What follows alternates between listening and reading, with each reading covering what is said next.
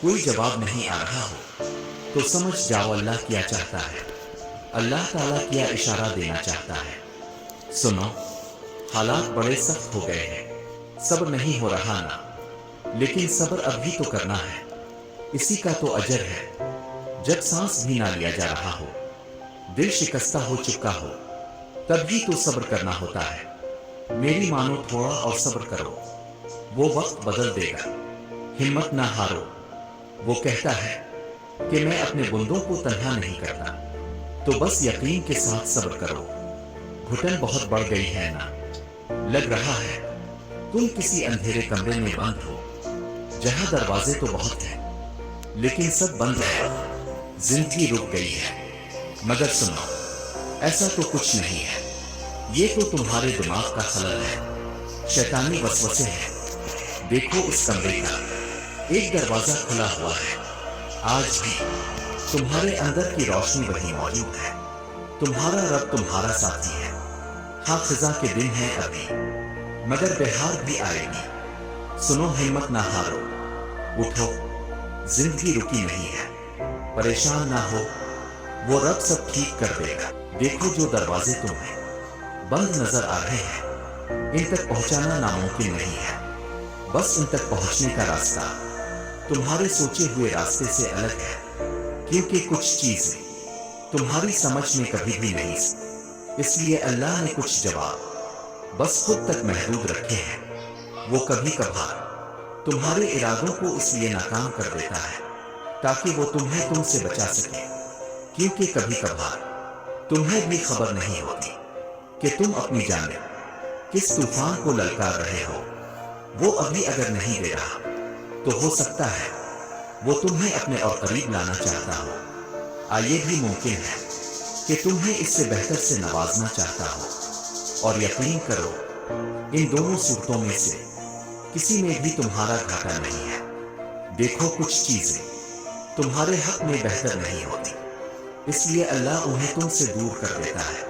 ایسا نہیں ہے کہ وہ ان چیزوں کو بہتر نہیں بنا سکتا، بلکہ کبھی کبھار تم اس چیز کی تمنا کر بیٹھتے ہو جو کسی اور کا نصیب ہوتی ہے، جس کا تمہارے پاس رہنا صرف تکلیف کا باعث ہوتا ہے۔ اس لیے اللہ تمہیں مستقل اذیت سے بچانے کے لیے عارضی تکلیف دیتا ہے۔ سنو، جو اللہ تمہارے لیے چاہتا ہے، کیا تم اس سے بہتر اپنے لیے چاہ سکتے ہو؟ کیا تم وہ جانتے ہو جو اللہ جانتا ہے؟ پھر کیوں مشکل لگتا ہے اس کے فیصلوں کو تسلیم کرنا؟ کیوں نہیں کرتے یقین کہ وہ بہتر لے کر بہترین دے گا؟ ایک وقت لازمی آئے گا جب تم سمجھ جاؤ گے کہ یہ آزمائشیں کیوں تھیں۔ اس کی آزمائشوں کے پیچھے چھپی مصلحتوں پر حیران رہ جاؤ گے۔ تب تک توکل کرو اس پر جو دونوں جہانوں کا مالک ہے، وہ جو ماں سے بھی زیادہ پیار کرتا ہے۔ اس نے آزمائش میں ڈالتے ہوئے کچھ تو سوچا ہوگا، اور جان رکھو کہ تمہاری زندگی میں کچھ بھی اللہ پاک کی مرضی کے بغیر نہیں ہوتا۔ تمہاری آزمائشیں اللہ پاک کی رضا نہیں تو اور کیا ہے، تو اس کی رضا کے آگے سر جھکا دو، صبر کر لو یہ سوچ کر کہ جو ہو رہا ہے اس میں بہتری ہے، اور صبر کرنے والوں کو وہ بہت خاص رکھتا ہے۔ دیکھو صبر تمہیں توڑ دے گا، تمہارے وجود کو ریزہ ریزہ کر دے گا، تمہیں اتنا تھکا دے گا کہ تمہیں لگے گا جیسے یہ تمہاری کہانی کا اختتام ہے۔ لیکن تم پھر بھی دعا مانگنا مت چھوڑنا، تم پھر بھی اللہ کو پکارنا مت چھوڑنا۔ آزمائشیں تمہیں ہمت ہار جانے کی ہر ممکن وجہ دیں گی، لیکن تمہیں اللہ کی محبت کے لیے آگے بڑھنا ہے۔ تمہیں اللہ کا وعدہ یاد رکھنا ہے، تمہیں یہ یاد رکھنا ہے کہ اللہ صبر کرنے والوں کو پسند کرتا ہے۔ تمہیں یہ کبھی نہیں بھولنا کہ اللہ نے صبر کرنے والوں کا ہمیشہ ساتھ نبھانے کا وعدہ کیا ہے۔ تمہیں اللہ کے وعدوں پہ یقین رکھ کر آگے بڑھتے جانا ہے، کیونکہ معجزے توکل کرنے والے دل کے لیے ہوتے ہیں۔ صبر بس تم کہنے سے پہلے کی آزمائش ہوتی ہے۔ دیکھو کبھی کبھی ہم صبر کے جس مقام پہ ہوتے ہیں وہاں پہ بہت کچھ برداشت کر کے گزر رہے ہوتے ہیں، اور پتہ ہے یہ مقام انسان کو سمجھدار بنا دیتا ہے، لوگوں کے رویوں کی سمجھ آنے لگ جاتی ہے، لوگوں سے دور اللہ سے دوستی کر لینے کا دل چاہتا ہے، دل چاہتا ہے کہ وہ سب کرے جو رب کو پسند ہے، اللہ کو دل سے تھام لے، دل کا تعلق بنا لے، ایسے دل سے تھام لے جیسے اللہ نے تھام لیا تھا جب دل نے توقع کر سجدہ کیا تھا، جب کسی منزل کی تلاش میں راستے سب دھندلائے ہوئے تھے۔ اس مقام پہ معجزے ہونے کا یقین ہونا تو الگ بات ہے، دل کو بس یہی سکون ہوتا ہے کہ بس اللہ واقف ہے۔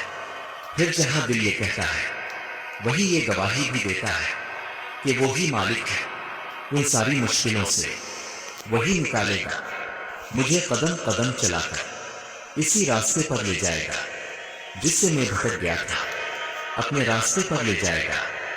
دل کو یہ اطمینان رہتا ہے میرا اللہ مجھ سے اتنا تو راضی ہے جو مجھے مانگنے کی توفیق تو دے رہا ہے۔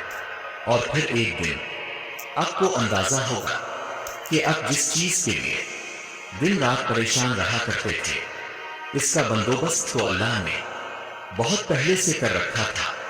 ایک دن آپ کو احساس ہوگا کہ ہر وہ چیز جو آپ کو کبھی خوفزدہ کیا کرتی تھی وہ ہو گئی ہے، لیکن تب آپ کو خوف نہیں ہوگا کیونکہ تب آپ دیکھیں گے اور یہ دیکھ کر خوش ہوں گے کہ آپ کے رب نے سب کچھ آپ کی توقع اور خواہشات سے بہتر کر دیا ہے۔